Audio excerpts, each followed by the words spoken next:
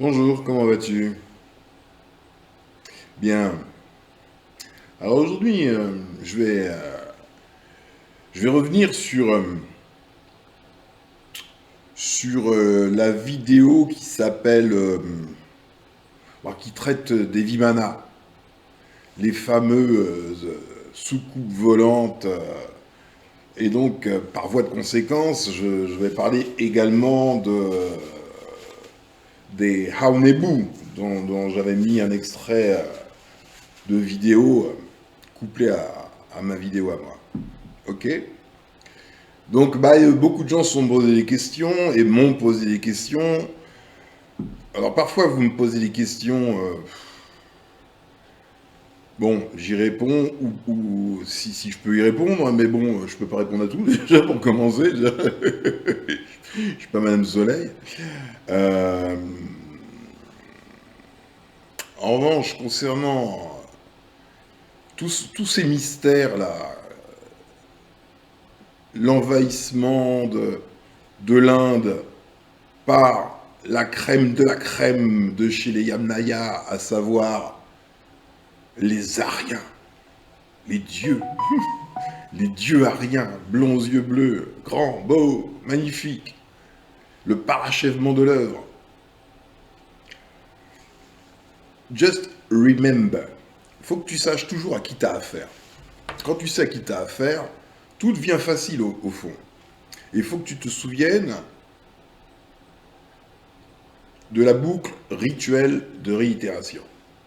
Si tu te souviens de tout ça, des choses qui sont principes dans la réflexion, ce sont des principes qu'il faut garder en tête.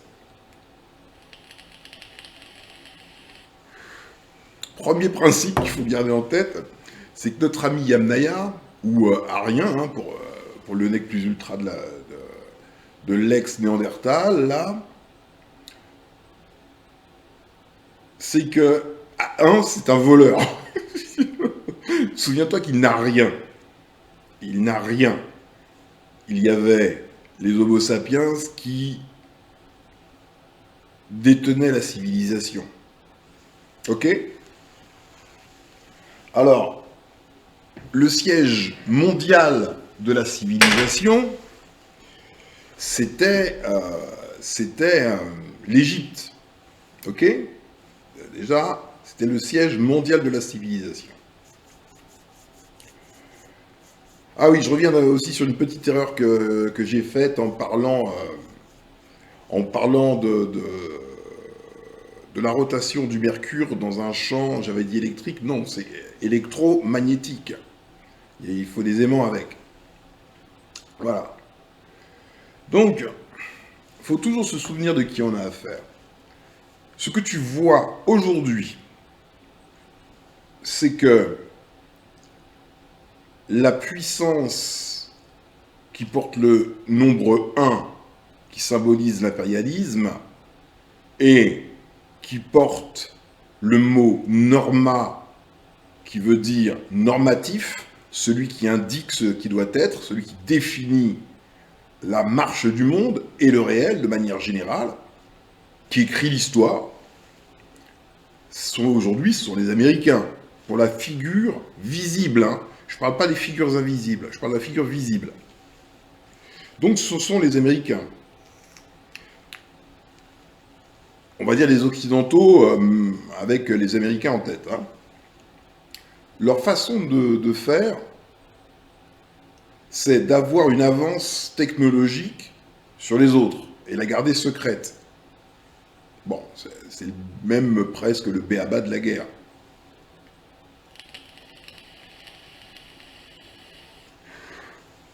Mais au fond, ils restent les mêmes hommes que n'importe qui. Ils cherchent à s'augmenter. Hein. On veut faire le soldat augmenté, les impôts augmentés, tout augmente en ce moment. Pour l'instant, ce qui est augmenté, c'est la technologie. Est-ce qu'on est d'accord?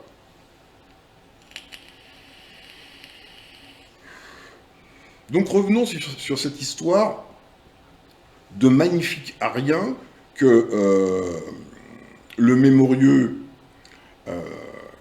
dont le mémorieux se remémorait, comme du temps glorieux et passé du bel Arien. Le mythe de l'hyperborée, Tulé, tout ça, là. Non, je t'ai dit, je t'affaire juste à un Néandertal. Basta, faut que tu oublies les histoires mythiques qui servent à rien et qui ne sont pas cohérentes avec la nature. Basiquement, la nature. Puisque nous, je répète que notre cher Arien ou Yamnaya ou même Néandertal sont des achromatiques et que cet achromatisme n'est pas naturel et est une chose dangereuse pour celui qui en est victime. D'accord? On est victime d'achromatisme. Ça peut être considéré presque comme une maladie. Donc ce qu'on a vu dans sa vidéo, Mémorieux, c'est l'invasion du nord de l'Inde par une sorte de nouvelle race appelée les Aryens, qui en fait étaient les Yamnaya, et je t'expliquais que ce sont des Yamnaya améliorés par sélection volontaire de phénotypes particuliers dans lesquels les Yamnayas se rêvaient, quoi. Tout le monde a envie d'être grand, blond, musclé, riche, tu vois, c'est un petit peu ça, quoi. Non, moi non, merci. Eux, oui. Souviens-toi que ce sont des voleurs. Déjà. Donc, s'ils arrivent avec des Vimana, des soucoupes volantes, dans le nord de l'Inde, c'est qu'ils ont volé quelqu'un. Ou alors que ça n'a jamais existé. Bon, partons du principe que tout cela est vrai, puisque, effectivement, on a des textes sanscrits, indiens, qui donnent des descriptions bien précises, que même Jules Verne n'aurait pas réussi ou Léonard de Vinci à imaginer. Donc on peut supposer que tout cela est vrai. Ce qui nous permet de supposer que tout cela est vrai, c'est la boucle rituelle de réitération. Nous avons bien les Aryens qui sont ressuscités lors de la Deuxième Guerre mondiale, qui avaient une mystique et qui avaient des objectifs de domination mondiale et qui développaient des technologies dont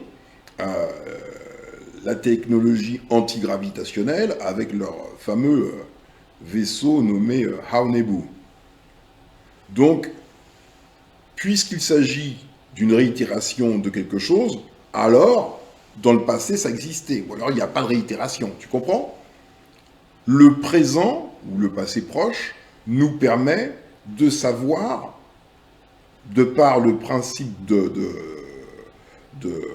la boucle rituelle de réitération, qu'il s'agit donc d'une réitération et que ça a donc déjà eu lieu. Tu comprends?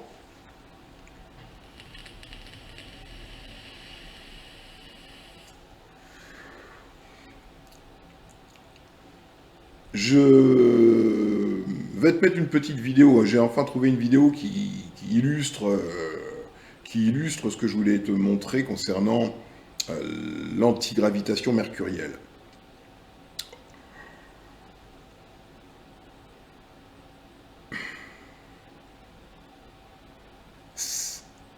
Cette technologie, c'est une technologie atlante. Atlantide.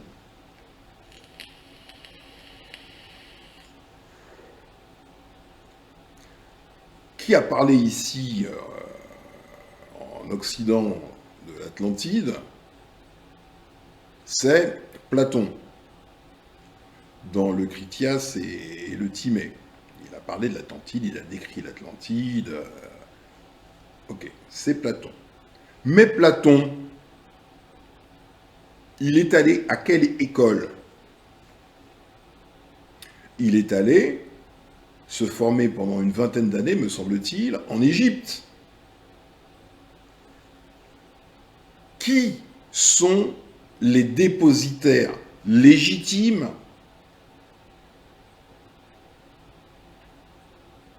des Atlantes?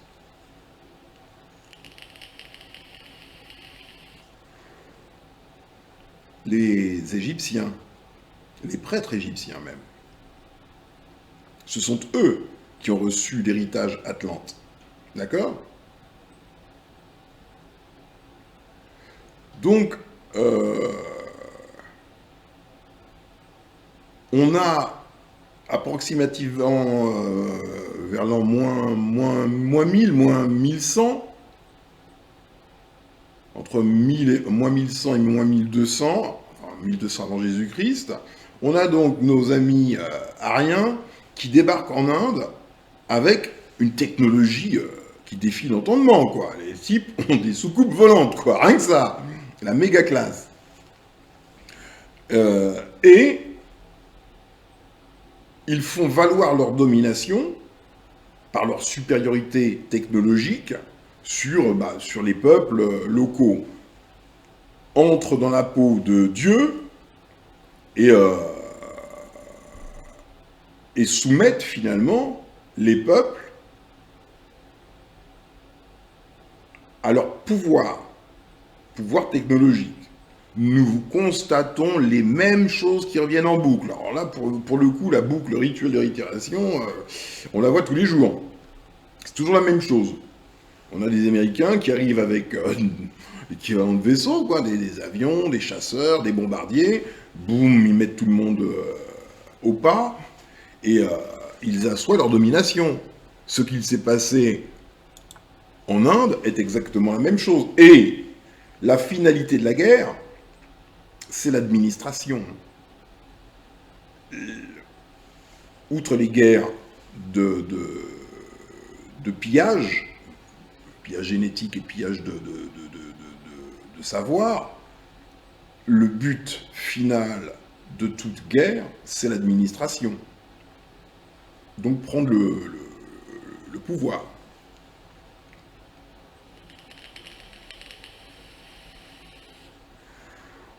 Donc je vais essayer de remettre les choses dans le bon ordre. Nous avons nos Ariens, et même d'ailleurs tous les Yamnaya, qui ont fait la guerre totale à l'ancien monde. Piller les temples, qui servaient de bibliothèque, notamment la bibliothèque d'Alexandrie,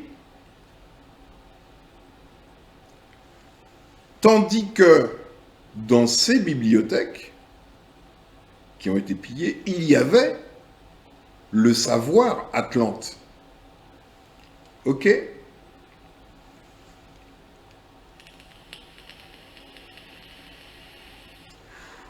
À quelle école Platon a-t-il appartenu? À l'école qu'on appelle, qu'ils ont appelée, en transformant le nom en nom grec, Hermopolis. De mémoire, c'était Hermopolis qui a fait école. Polis, ça veut dire P-O-L-I-S, ça veut dire la cité. Cité de qui? De Hermo égale Hermès. Et qui est Hermès? C'est Thoth, qu'on appelle Thoth l'Atlante. Il faut lire les livres de Thoth l'Atlante. C'est un génie, hein, Thoth l'Atlante. Le dieu Thoth. Donc on a bel et bien Platon qui va à l'école de Thoth Hermès, le 3 fois grand, trismégiste, et qui nous ramène une information. Il y avait, dans les temps passés, une civilisation supérieure, les Atlantes. Ok? Or, une certaine Helena Petrovna Blavatsky a écrit une série de livres qui s'appelle La Doctrine secrète. Eh ben, je les ai lus. Pas de bol. Dans lesquels elle nous indique que les Vimana, les fameuses soucoupes volantes qui fonctionnent par antigravitation mercurielle, sont d'origine atlante.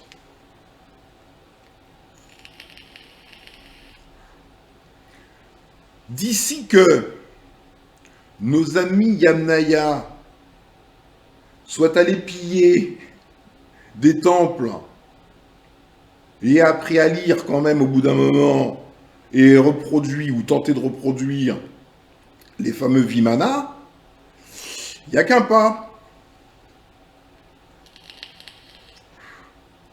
Mais ils restent ce qu'ils sont, profondément des couillons. Et quand on est couillon, on devient un schtroumpf. Parce que tu te souviens, dans cette vidéo, que tout le monde était bleu.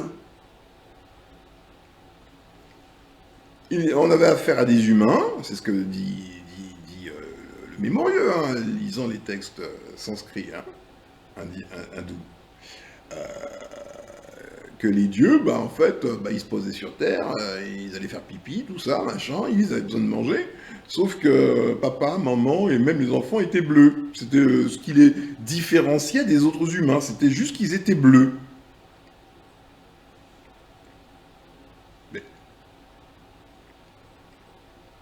dans quelles conditions peut-on devenir bleu? Juste on se pose la question. Qu'est-ce qui peut faire qu'un homme devienne bleu? Il n'y a pas grand-chose. Hein. L'intoxication au sel d'argent.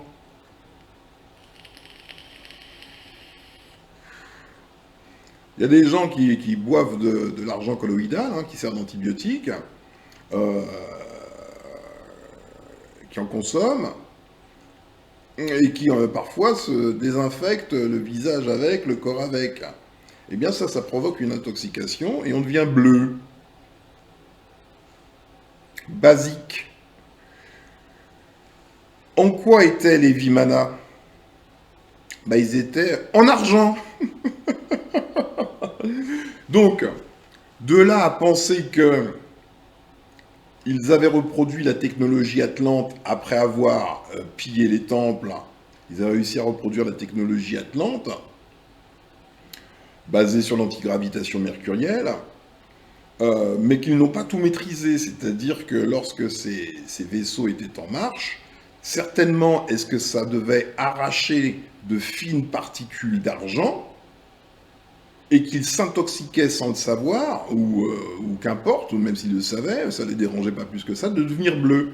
Donc ils n'étaient pas bleus parce que les dieux sont bleus, ils étaient bleus parce qu'ils étaient juste malades, empoisonnés. Basique. Voilà.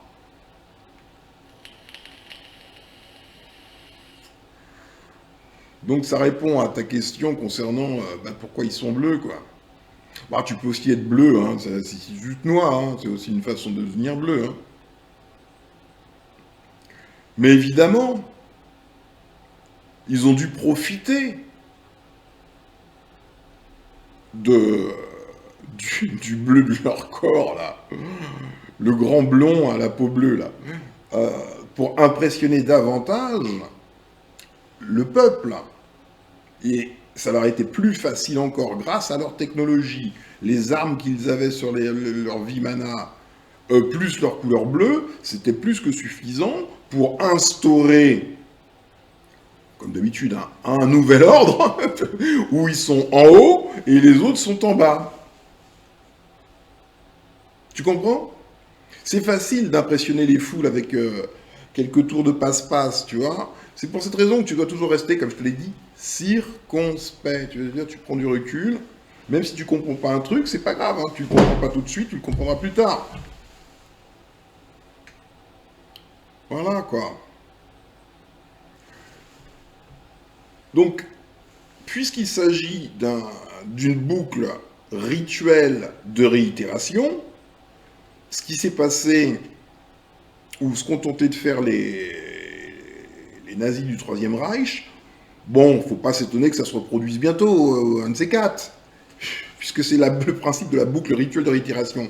Donc de là à ce que tu vois, encore une fois, des vaisseaux, des machins qui vont impressionner, et toujours derrière le même, hein, qui va imposer son nouvel ordre, où évidemment il est en haut, et toi tu es en bas, ça ne m'étonnerait qu'à moitié. Tu vois?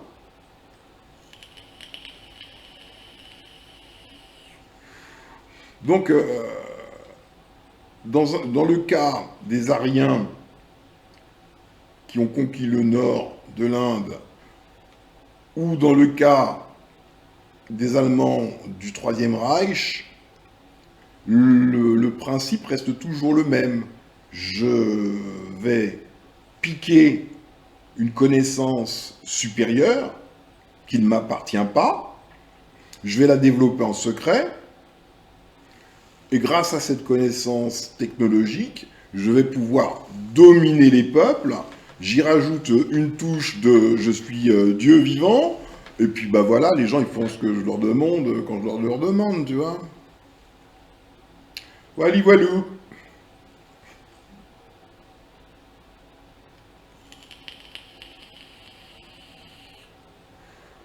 Mais maintenant que toi tu sais tout cela, bah tu te feras pas avoir, basiquement. Et c'est pour que tu ne te fasses pas avoir que je suis là, à l'heure qu'il est. Prends soin de toi, frérot. Quand je dis frérot, je pense aux filles aussi, hein. Frérot, c'est générique, hein. Ciao.